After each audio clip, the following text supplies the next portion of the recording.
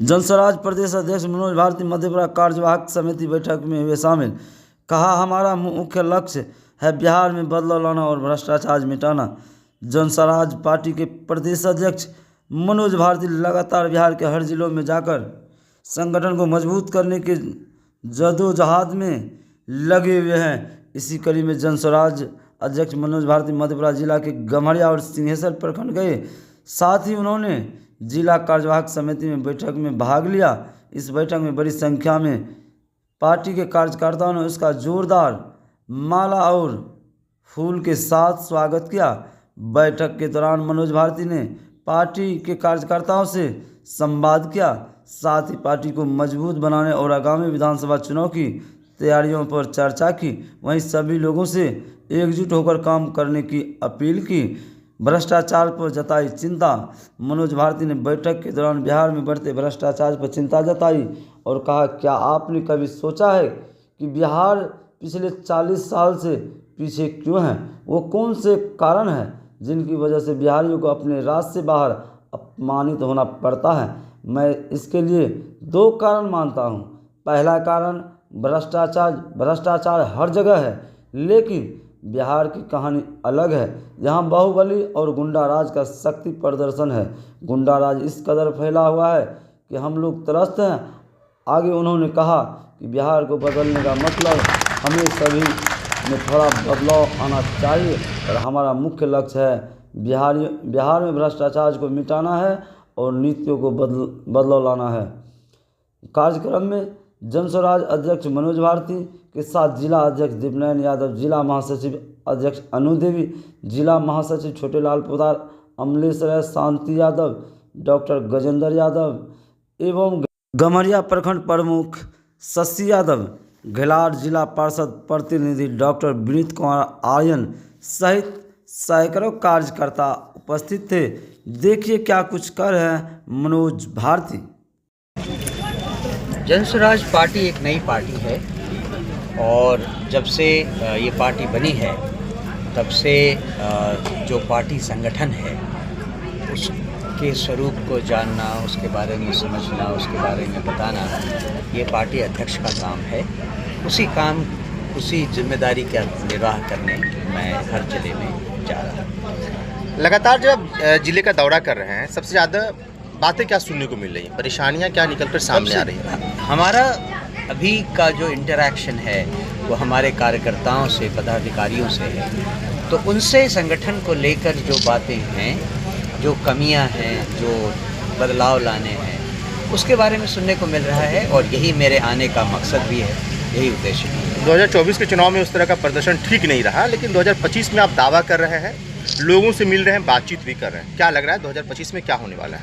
2024 का जो इलेक्शन था वो हमारे लिए बहुत ही क्या कहें, शिक्षाप्रद रहा है। बहुत सारी चीज़ें हमें सीखने को मिली हैं और उन सीखों से हमने आगे आने वाले चुनाव में लड़ने की तैयारी शुरू कर दी है। मुझे आशा है कि अगले चुनाव आने तक आप उन सारी कमियों से हमारी पार्टी को मुक्त पाएंगे और हम आपको विश्वास दिलाते हैं कि जनता तक हमारी आवाज़ पहुंचेगी, जनता हमें जानेगी, समझेगी और पहचान भी लेगी। मुझे पूरी उम्मीद है कि एक बार अगर जनता पहचान गई कि जनस्वराज क्या चाहता है तो उनके पास जनस्वराज को वोट देने के अलावा और कोई विकल्प नहीं रह जाएगा। शिक्षा, स्वास्थ्य की बात आप कर रहे हैं, लगातार जो भी नेता आते हैं वादा करते हैं, लेकिन चीज़ें सामने आ जाती है। इसको लेकर क्या रोड मैप होगा और किस तरीके से अगर आपकी सरकार बनती है तो इस पर आपका कामकाज होगा? जो 2-3 विषय आपने लिए वो हमारे विजन डॉक्यूमेंट का अभिन्न अंग है और वो फरवरी एंड और मार्च बिगिनिंग में किसी समय पब्लिकली रिलीज़ किया जाएगा। उसी के बेसिस पे हमारे पार्टी का मैनिफेस्टो भी बनेगा और बहुत सारी चीज़ें होंगी, तो उस पर ज़्यादा डिटेल में बात करने की अभी ज़रूरत नहीं है। केवल एक बात मैं आपको बता दूं, ये जो चीज़ें हैं, चाहे वो शिक्षा हो, स्वास्थ्य हो, कानून व्यवस्था हो, कोई भी चीज़ आप ले लें, बिहार में हर चीज़ के पीछे केवल दो चीज़ें आती हैं, एक तो करप्शन, भ्रष्टाचार, और दूसरा कानून व्यवस्था की कमी। ये दोनों मूल में हैं। अगर हमने इन दोनों को संभाल लिया तो बाकी सब चीज़ें हमारे सिद्धांतों के आधार पर बहुत जल्दी इफ़ेक्टिवली ज़मीन पर लाई जाए। मधेपुरा पहुंचे हैं, यहाँ भी काफ़ी आपका खैर मकदम इस्तकबाल किया गया है। यहाँ के जो आपके नेता है वो आपसे क्या बता रहे हैं, परेशानियाँ क्या कुछ आपको सुनने को मिल रही है यहाँ के बारे में? परेशानियाँ वही हैं जो हमने बाकी जिलों में देखे हैं।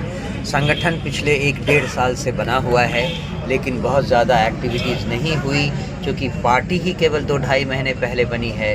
पार्टी बनने के बाद हम उपचुनाव में आ गए, बहुत ज़्यादा हेक्टिक शेड्यूल रह गया। तो अब जब हम इन चुनाव से मुक्त हो गए हैं तो इन सारे संगठनों की तरफ हमारा ध्यान गया है और इनकी समस्याओं का निदान करना हमारा मुख्य कर्तव्य है। सर, एक अंतिम और आखिरी सवाल है। जब आप जन स्वराज के प्रदेश अध्यक्ष बने थे तो आपकी पर्सनैलिटी की पूरे देश में चर्चा हो रही थी, काफ़ी तारीफ़ें हो रही थी। हम ये सब जानना चाहते हैं कि मतलब शुरुआती दौर का जो आपका सफ़र रहा और एक जो बड़ी जिम्मेदारियां आपको मिली है उसको आप कैसे देखते हैं, और अपने बारे से थोड़ा बताइए। नहीं, मैं आप सब लोग जानते हैं इसलिए फिर दोहराना उचित नहीं है, लेकिन मैं 10 साल की उम्र से हॉस्टल में रहा, 7 साल नेतरहाट में, फिर उसके आगे 5 साल IIT कानपुर में, और उसके बाद मैं घर से बाहर ही रहा। IIT दिल्ली में एमटेक किया, फिर सर्विस में आया। तो नेतरहाट की शिक्षा के कारण मुझे स्वावलंबी होने की आदत है। मैं अपना सारा काम खुद करता हूँ, किसी दूसरे पर डिपेंडेंट नहीं रहता हूँ। 35 साल मैंने विदेश सेवा में 8 अलग अलग देशों में काम किया। वहाँ मैंने देखा कि हम भारत में और स्पेशली बिहार में कितने पीछे हैं, बाकी सारी दुनिया से हम कितने पीछे हैं। ये ललक पूरी ज़िंदगी भर रही कि काश मैं बिहार के लिए कुछ कर पाता। अंतिम पोस्टिंग में मैं इंडोनेशिया में था। इंडोनेशिया भारत से भी कमज़ोर देश है। भारत 5वीं बड़ी इकॉनमी है, इंडोनेशिया 16वीं सबसे बड़ी इकॉनमी है। लेकिन इंडोनेशिया में जो समाज का स्तर है, जो सामाजिक न्याय और सामाजिक जिम्मेदारी से लोग काम करते हैं, उसकी तुलना में हम 100 साल पीछे पाते हैं अपने आप को बिहार में। तो ये ललक कि हम कुछ कर सकें, हमने सारी दुनिया देखी है, हम कुछ कर सकें ये थी। लेकिन जो पुराने ढर्रे के राजनीतिक दल हैं उनको ज्वाइन करने का कोई पॉइंट नहीं था, क्योंकि वो सब कारण हैं इस पिछड़ाव के। वो उन सारे दलों के कारण ही बिहार इतना पिछड़ा हुआ है, उसको ज्वाइन करने का कोई फ़ायदा नहीं था। जब प्रशांत किशोर जी की आवाज़ आई, मुझे लगा कि इस बात में दम है। बिहार को बदलने में जो स्ट्रैटेजी उनकी है, उसको एक ईमानदार कोशिश की ज़रूरत है। यही वो ईमानदार कोशिश है जिसमें हम सब लगे हैं। शासन तंत्र के बारे में ऑलरेडी आपसे कह चुका हूँ। अभी का शासन तंत्र संवेदनहीन हो गया है। उन्हें भ्रष्टाचार के अलावा कुछ और दिखाई नहीं देता। लॉ एंड ऑर्डर के नाम पे वो केवल लाठी और डंडे चलाना जानते हैं।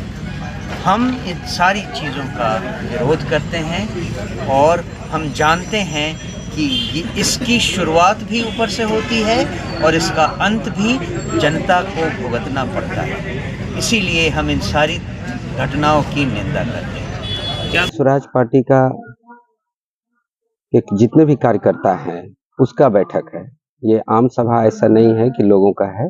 जितने पदाधिकारी हैं बूथ लेवल से लेकर जो वार्ड के, हर एक पंचायत के, हर एक प्रखंड के जितने भी मेंबर हैं, चाहे वो किसी भी स्तर के हैं, उन सबों के साथ एक बैठक इसलिए रखा गया है ताकि जन स्वराज पार्टी को ग्राउंड स्तर पे बहुत मजबूत किया जाए। क्योंकि ग्राउंड पे टोला टोला टप्पर जो भी छोटे छोटे मोहल्ले हैं, जो अनऑर्गेनाइज सेक्टर में है, जिसको वोट की कीमत पता नहीं है, जो आज तक वोट डालने नहीं गया, हम लोगों की कोशिश है कि सभी लोग वोट डालने जाएं और सही रणनीति के साथ अपने बच्चों के भविष्य के लिए कि किस तरह हम नया बिहार बनाएंगे, उस पे हम लोग जोर डाल रहे हैं। और इसके लिए कार्यवाहक समिति की बैठक रखी गई है। हमारे प्रदेश अध्यक्ष जी आए हुए हैं और उनके रोशनी में जो हम लोग काम करेंगे उसका इम्पैक्ट आप जरूर गांव-गांव देखेंगे पूरे बिहार के अंदर अगले विधानसभा में। विधानसभा चुनाव को लेकर क्या तैयारी चल रही है आपकी? ऑब्वियसली ये 25 विधानसभा का ही चुनाव की पूरी तैयारी है और अभी तो आगाज है, अभी स्टार्टिंग है। आप देखिए आगे जाकर, अभी तो हम लोग बिहार के लिए पूरी तरह से तत्पर हैं और बिहार के हर विधानसभा में पूरी मुस्तैदी के साथ हम लोग लगे हुए हैं, जिसका इम्पैक्ट आपको दिख जाएगा। और आज आप लोग भी जाते होंगे क्षेत्र में तो दिख रहा होगा कि प्रशांत किशोर 243 सीट पर चुनाव लड़ेंगे। डेफिनेटली प्रशांत किशोर जी की पार्टी जो है जन स्वराज पार्टी, ये आम लोगों की पार्टी है। प्रशांत किशोर जी का एक सूत्रधार है वो, लेकिन हर मेंबर जो है वो पूरी तरह से काम करने के लिए इंडिपेंडेंट है और 243 विधानसभा जितने भी हैं सभी विधानसभा पे हम लोग पूरी मुस्तैदी के साथ चुनाव लड़ेंगे। क्या अगर प्रशांत किशोर को इंडिया गठबंधन या एनडीए गठबंधन से अगर हाथ मिलाने की बात आएगी तो क्या लगता है कि जाएंगे? देखिए अलायंस की बात तो तब आएगी जब हमारे एजेंडे में और उनके एजेंडे में कुछ सिमिलरिटी होगी। हमारा एजेंडा बिल्कुल डिफरेंट है। हमारा एजेंडा डेवलपमेंट का है। हमारा एजेंडा है कि पूरे बिहार के अंदर जो परेशानियां हैं, जो शिक्षा की स्थिति है, जो मैनेजमेंट सिस्टम है और जो करप्शन है, उससे लड़ने की है। तो किस पार्टी से आप अलायंस करेंगे? जिस भी पार्टी से अलायंस करेंगे वो ऑलरेडी आप देख चुके हैं 15 साल 20 साल मुल्क जब से आजाद हुआ तब से आज हम जो युवा हैं, हमारे जो 18 से 30 35 40 साल के युवा हैं, वो जो जिस तरह सफर कर रहे हैं बेरोजगारी से, भ्रष्टाचार से, आप ब्लॉक जाइए, थाना जाइए, किसी भी ऑफिस कार्यालय में जाइए, अच्छे अधिकारी की प्रशंसा भी करते हैं, लेकिन जो कार्यकलाप कार्यशैली है उस हिसाब से बिहार काफी पीछे है और ये नहीं होना चाहिए। आम लोग सफर कर रहे हैं और सही लोग तरह से डिमांड भी नहीं कर रहे हैं कि केंद्र सरकार इस चीज को समझे राज्य सरकार के थ्रू, जबकि राज्य में जो सरकार है वो कहीं ना कहीं केंद्र सरकार के गठबंधन में ही है और पूरी तरह से है। लेकिन डेवलपमेंट के नाम पे आप देखिए कि जो जितने भी गवर्नमेंट की योजनाएं हैं, जो भी बिहार सरकार की योजनाएं हैं, अच्छी योजनाएं हैं, मैं ये नहीं कह रहा हूँ, लेकिन इम्प्लीमेंटेशन क्या है, उसको कार्यान्वित कैसे कर रहे हैं आप, और फिर मिसयूजेस कहाँ कहाँ है। आप स्कूल में देख लीजिए पढ़ाई, टीचर की क्वालिटी देख लीजिए। हालांकि बहुत प्रशंसा भी करता हूं कि इस बार के बीपीएससी में अच्छे सब शिक्षक आए हैं, ऐसा नहीं है, लेकिन जो गरीब बच्चों के खाने का इंतजाम है उसमें क्या करप्शन है। आप देखिए कि लिस्ट में क्या दिखा है। प्रशांत किशोर बिहार में सत्ता बना देगी तो परिवर्तन होगा क्या, सभी चीजों में सुधार होगा? सर प्रशांत किशोर जी एक इंटेलेक्चुअल लोग हैं और कोई ट्रेडिशनल पॉलिटिशियन नहीं है। डेफिनेटली हम लोगों की तरफ पढ़ के दुनिया को समझ के आए हुए हैं और बहुत ही अच्छे राजनीतिज्ञ हैं और बहुत अच्छे फिलोसफर भी हैं और ग्राउंड लेवल पे he is very honest man. क्या नाम हुआ? मेरा नाम आफ्ताब है, मैं प्रदेश कमेटी में हूँ और मेरा ये होम डिस्ट्रिक्ट है। मैं और भी डिस्ट्रिक्ट में जाता रहता हूँ और आप लोगों से भी गुजारिश है कि आप लोग सही चीजों को हाईलाइट्स करें और इससे बेहतर कुछ नहीं होगा। बाकी विरोध की राजनीति मेरी किसी से नहीं है, कि ऐसा नहीं कि मैं किसी पार्टी के बेसिस पे विरोध कर रहा हूँ। मैं सिर्फ ये कहना चाह रहा हूँ कि बदलाव और डेवलपमेंट जरूर होना चाहिए। रही बात आपने कही अलायंस की बात, हमारा अगर सपोर्ट को किन्हीं को जरूरत पड़ेगी और ढंग से वो चलाएंगे वो भी देखी जाएगी, लेकिन वो बहुत दूर की बात है।